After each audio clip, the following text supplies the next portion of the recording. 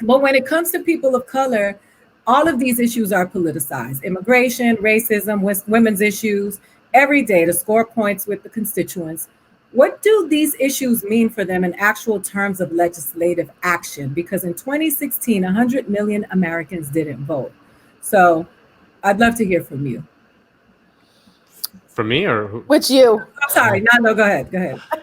Oh, yeah, I mean, jumping in. I'm not used to people being civil. I'm sorry. Right.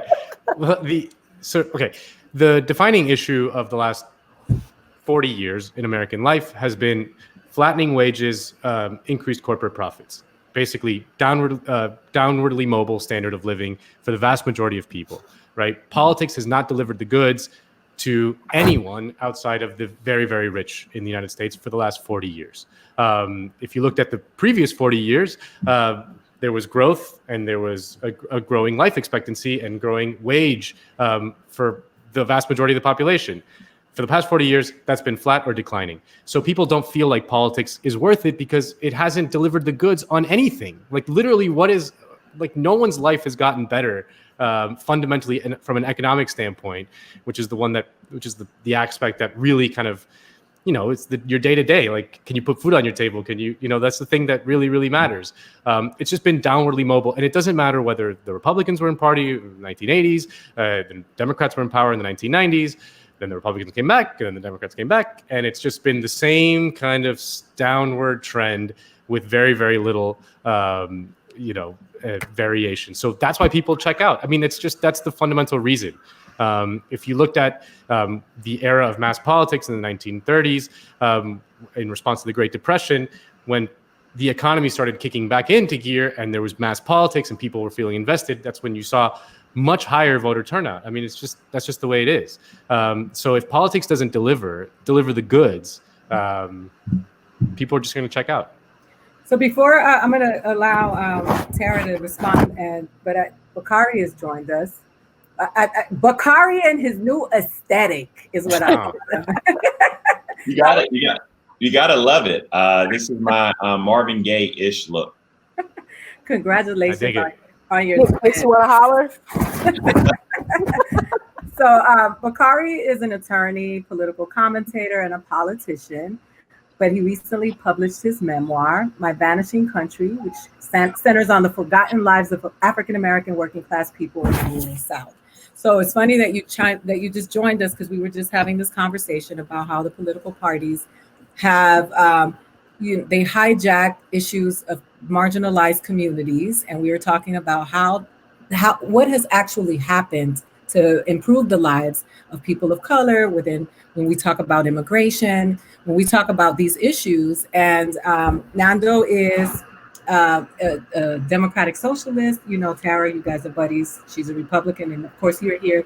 We couldn't talk about Joe Biden until you got here today. So we've been waiting for you. Oh, good. Well, let me just answer the question before we jump into that. I think that while I did hear a bit of what Nando was saying in terms of the two parties in a downhill trajectory, let me give you the answer to why I believe that's the case. I think that, and this is not the sexiest issue, it's probably not what viewers will go crazy about, but gerrymandering is the reason that partisan politics in this country has gone to hell in a handbasket pretty quickly.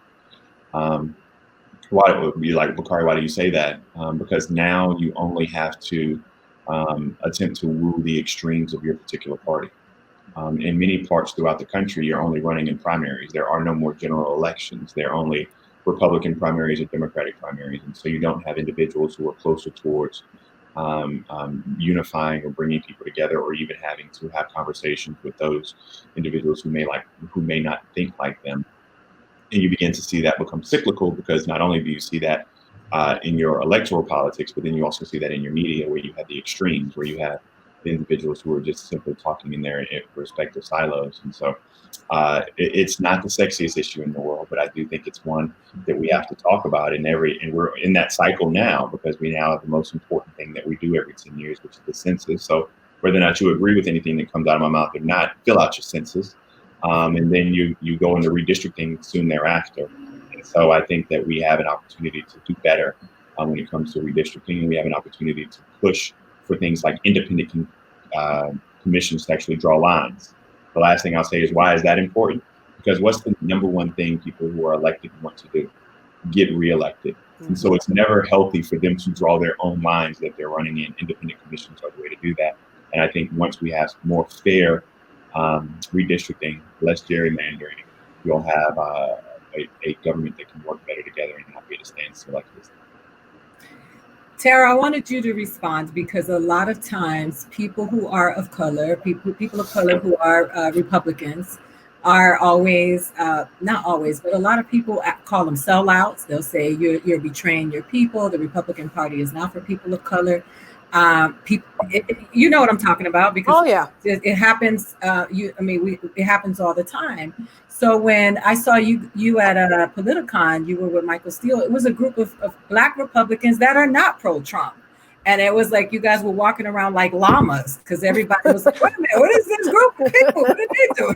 Right? You're like, what do you mean you don't support Donald Trump? That's because they're Black, isn't it? And so, because we don't have these honest conversations. So what do you say to the people who say that you don't love Black people and that you're against the movement because you consider yourself a conservative?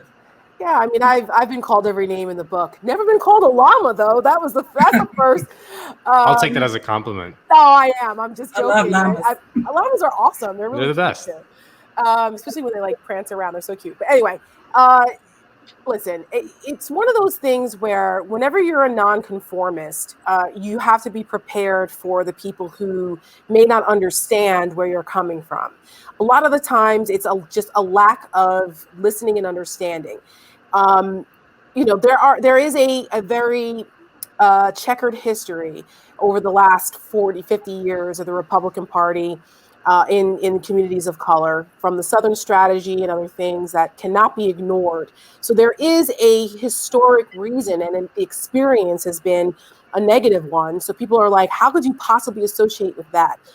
And that's where the Democrats have their own very, troubling history with racism, especially in the South with Dixiecrats and all those things, and George Wallace. And I mean, there's a lot of